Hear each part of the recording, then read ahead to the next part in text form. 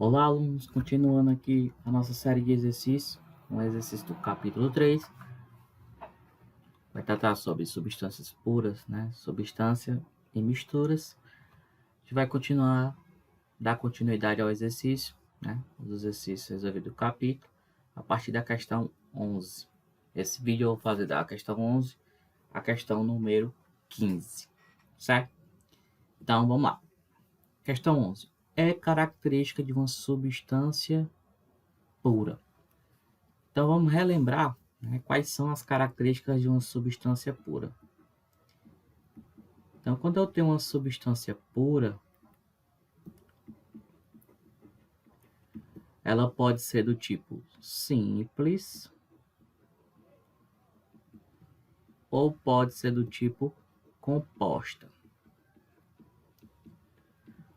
Então, a substância pura simples é aquela que possui apenas um único elemento químico.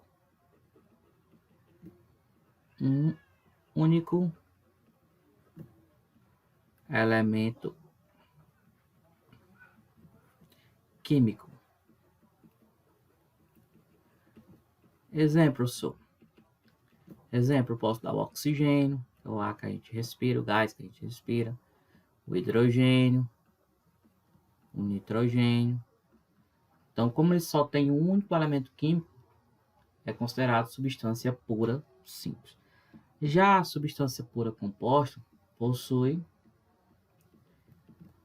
mais de um elemento químico.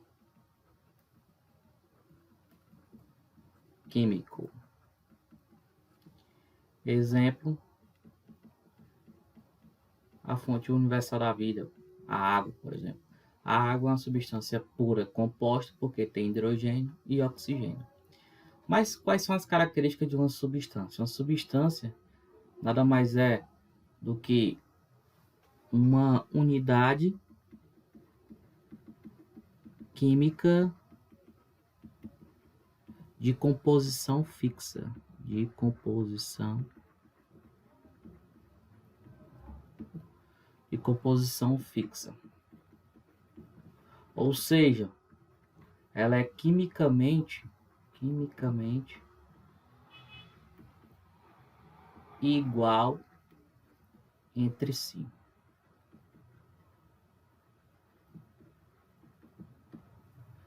Então ela tem essa característica de ser quimicamente igual entre si. Todas as ligações, todas as moléculas são iguais, né? Isso é característica de uma substância pura. Outra característica também é que, relembrando lá o diagrama de fases, a gente quer substâncias puras, né? Ela começa aqui, ó. Ela vai ter esses pontos aqui, não sei se vocês lembram, que aqui é o ponto de fusão e o ponto de ebulição em dois patamares constantes. Então ela tem pontos bem definidos. Então ela tem tanto o PF, que é o ponto de fusão, quanto o PE, que é o ponto de ebulição, constantes. Será que com essa explicação dá para a gente resolver a questão? Vamos lá. É característica de substância pura ser solúvel em água. Pode ser solúvel, como não pode ser solúvel, né? Pode ser ou pode não ser. Então essa aqui não é uma característica de substância pura. Ter constantes físicas bem definidas, definir exatamente o que eu falei, ó. Ponto de fusão e ponto de ebulição constantes é porque você tem aqui uma temperatura, né? Uma temperatura definida. Temperatura bem definida. E se ela é uma substância pura, temperatura é fixa. Como assim, professor? Me dá um exemplo. Vou colocar o exemplo aqui da água. A água, né? Ela funde, o ponto de fusão dela é 0 graus Celsius e o ponto de ebulição é 100 graus Celsius. Quando eu estou falando da água pura, substância pura, certo? Quimicamente igual entre si, sem nenhum tipo de aditivo, sem nenhum tipo de sais minerais, a água pura, ela tem esses pontos bem definidos. Ela vai fundir a 0 graus Celsius e vai entrar em ebulição a 100 graus Celsius. Então, item correto, item B. Letra C, ó, ter ponto de fusão e ponto de ebulição variáveis. Quando você tem, né, essa condição aqui, você tem uma mistura. Lembra, né? Mistura comum. Sofrer combustão. Então, isso aqui não é uma característica de uma substância pura. A mistura também pode sofrer combustão. Ser sólida a temperatura ambiente. Também não é uma característica. Por quê, professor? Vou dar aqui um exemplo para vocês. O mercúrio, a temperatura ambiente, ele é um metal líquido. É o único metal líquido encontrado na natureza a temperatura ambiente. Mercúrio. Certo? Vamos lá, passando. 12ª, questãozinha da PUC de Minas Gerais. Numa coleta seletiva de lixo, foram separados os seguintes objetos: uma revista, uma panela de ferro, uma jarra de vidro quebrada e uma garrafa de refrigerante PET. Assinale o objeto que causa maior prejuízo ambiental por ser difícil de reciclagem. Então, vamos lá. A gente tem aqui uma revista. Primeiro, a revista. Qual é a composição da revista? A composição da revista é papel. Beleza. Então, o papel ele é facilmente, fácil reciclagem. Você pode reciclar até na sua casa. Tem vários vídeos no YouTube ensinando a como fazer papel reciclado. Somente com cola branca e uma forminha você consegue fazer, reciclar esse papel para utilizar de novo. Uma panela de ferro. Então você tem uma panela de ferro. Qual é a composição da panela de ferro? A chave para você saber se uma coisa é reciclada ou não é a composição. Então a composição da panela de ferro é metal, no caso, o ferro. Então, o ferro ele é também bastante reciclável, fácil reciclagem. Então, ele volta de novo para a indústria, é retirado só o metal e esse metal ele vai formar novos objetos, né? É feito um banho de novo nele para que, né, se reverta o processo de oxidação, se o ferro tiver oxidado, se ele tiver corroído, é refeito o processo de banho, ele vai e volta de novo a ser produto. Uma jarra de vidro quebrada. Então vamos lá. Você poderia aproveitar a jarra de vidro se ela tivesse inteira. Agora quebrada, ela é muito difícil de reciclar. Por quê? Porque vai para a indústria para você, né, reciclar esse pedaço de vidro, você vai ter que macerar ele e você vai ter que refazer de novo todo o formato do vidro. Então vai ser muito difícil aqui você reciclar essa jarra de vidro. E a garrafa PET, nem se fala, né? A garrafa PET, ela é muito reciclada. Por quê? Porque ela é reutilizada. Ela volta para a indústria, ela é lavada e de novo, né? De novo é colocado o líquido lá dentro, o produto lá dentro e volta de novo para o comércio. Então, o mais difícil aqui de ser reciclado é a jarra de vidro quebrada. Se ela tivesse inteira, seria mais fácil reciclar ela. Então, por exemplo, quando você recicla vidros, se o vidro não estiver inteiro, né, não tem valor comercial, vamos dizer assim, para ser reciclado. Passando. 13ª. O lixão é uma área de disposição final de resíduos sólidos, em que não há nenhuma preparação anterior do solo ou sistema de tratamento para o chorume líquido. Então, o lixão é um ambiente não planejado. Um ambiente não planejado para aquela ação. Não planejado. Não tem nenhum tipo de preparação do solo. Então, é um ambiente não adequado, não planejado, não preparado. Por quê? Porque o lixo, né? O lixo, quando está em decomposição, ele vai liberar esse líquido aqui que ele fala, que é o chorume.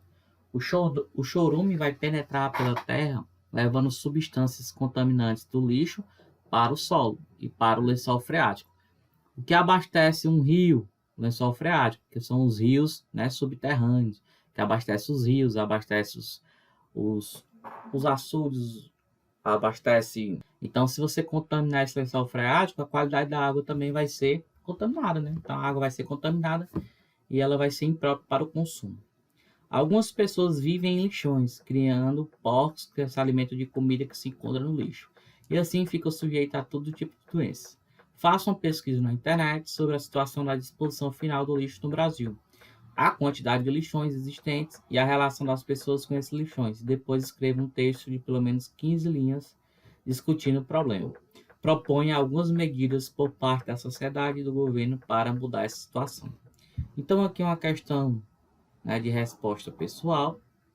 Então, você vai fazer essa pesquisa aí e vai produzir essa mini redação sobre esse problema do lixão. Qual é a solução? A solução é ter ambientes, por exemplo, planejados, que são os aterros sanitários. Os aterros sanitários é feito todo um estudo geográfico, ambiental, de quais são os impactos, né? E naquele local, se colocar o lixo das grandes cidades, qual é o impacto? É preparado o solo, então é cavado um grande buraco e o lixo ele vai sendo, né? Ele vai sendo soterrado, né? Camada após camada, o lixo vai sendo soterrado. E os gases que são provenientes da decomposição do lixo e o líquido chorume, ele é coletado e na maioria das vezes é usado para a produção de energia. Então, o lixo, ele tem um potencial energético muito grande que não é explorado se você tiver, por exemplo, um lixão. Não tem como explorar os gases que vão sair da decomposição do lixo, o líquido chorume. Por quê? Porque você não tem como coletar. Já no aterro sanitário, não. É preparado exatamente para isso. Tem a coleta e essa coleta pode ser usada. É queimado esse gás e transformado em energia elétrica. Pode até abastecer, né, algumas máquinas, abastecer uma indústria com esse potencial energético vindo através do lixo, certo? Então você faz uma pesquisa aí na internet para discutir esse problema e faz uma mini redação de pelo menos 15 linhas. Beleza? Tranquilo? Então mãos à obra. Próxima questão, 14ª. Todos os dias o lixo é produzido em todas as cidades. Existem formas mais adequadas para o encaminhamento desses resíduos. Isso trará benefício econômico e ambiental. Por exemplo, restos de alimentos, lixo hospitalar de clínicas médicas e odontológicas e resíduos sólidos, vidros, plásticos, papéis, metais, devem ser encaminhados respectivamente para. Então, se é respectivamente, ele quer na ordem que foi citado no texto. Então, ele falou restos de alimentos. Então, restos de alimentos, o que é que a gente pode fazer? Restos de alimentos são matéria. Então, primeiro, restos de alimento. Então, resto de alimento é matéria orgânica, pessoal. Então, resto de alimento é matéria orgânica.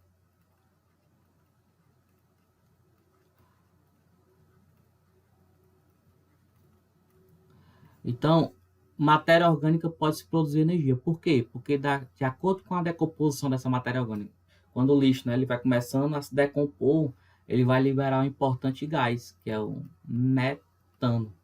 E esse metano, ele tem alto poder energético. Ele é, inclusive, um dos principais gases, né, por exemplo, do GNV, gás natural, que é usado em carros, por exemplo. Então, o metano, ele pode ser retirado dessa matéria orgânica a fim de produzir energia. Quem é que faz isso? São as usinas de compostagem. Você vai compostar esse lixo, esse resto de matéria orgânica, para quê? Para produção de energia. Então, primeiro, você pode usar nas usinas de compostagem. O segundo que ele fala, lixo hospitalar. Então, por exemplo, o lixo dos hospitais que estão tratando os pacientes vítimas do coronavírus, por exemplo. Você acha que tem como reciclar esses materiais que foram usados pelos profissionais da saúde, como gases, seringas, né, esparadrapos, roupas. Não tem como, pessoal, porque esse material é um material altamente infectado, que tem o poder altamente de contaminar as pessoas que tiverem contato com ele. Então, o lixo hospitalar, ele tem que ser incinerado. Incinerado, né? E as suas cinzas devem ser dispersas em local seguro. Então, deve ser incinerado. Então, o alto calor, né, vai matar todos os micro-organismos e o resíduo disso pode ser jogado, né, num ambiente sem nenhum problema para nenhum tipo, né, nenhum tipo de risco de infectar novas pessoas. E resíduos sólidos, vidro, plástico, papéis, metais. Então isso aqui, né, resíduos sólidos é a nossa coleta seletiva. Plástico, papel, vidro. Então aqui a gente faz a coleta seletiva, separa esse lixo para quê? Para reciclagem. Então vamos lá. Resto de alimentos, né, tem um grande poder energético. Você coloca lá, faz a compostagem desse alimento, ele vai decompor, vai liberar o gás metano, e o metano você usa para a produção de energia. Usinas de compostagem. Lixo hospitalar não tem como ser reciclado, não tem como você fazer nada com ele, tem que ser incinerado. E resíduos sólidos, você faz a coleta seletiva, separa o que é papel, plástico, vidro, metal e faz a reciclagem. Então, o item certo, o item C. E traz exatamente as alternativas que a gente citou aqui na nossa questão. 15ª questãozinha da FUVEST. A obtenção de água doce de boa qualidade está se tornando cada vez mais difícil devido ao adensamento populacional, às mudanças climáticas, à expansão das atividades industriais e à poluição. A água, uma vez captada, precisa ser purificada, o que é feito nas extrações de tratamento. No esquema do processo de purificação é. Então, A para B, B para C, aí ele fala em que as etapas B, D e F são: a B é a adição de sulfato de alumínio e óxido de cálcio, a D, a filtração em areia e a F, a fluoretação. Ele quer saber quais são as etapas A, C e E, respectivamente. Então, a primeira etapa, né? Vamos colocar aqui, processos de tratamento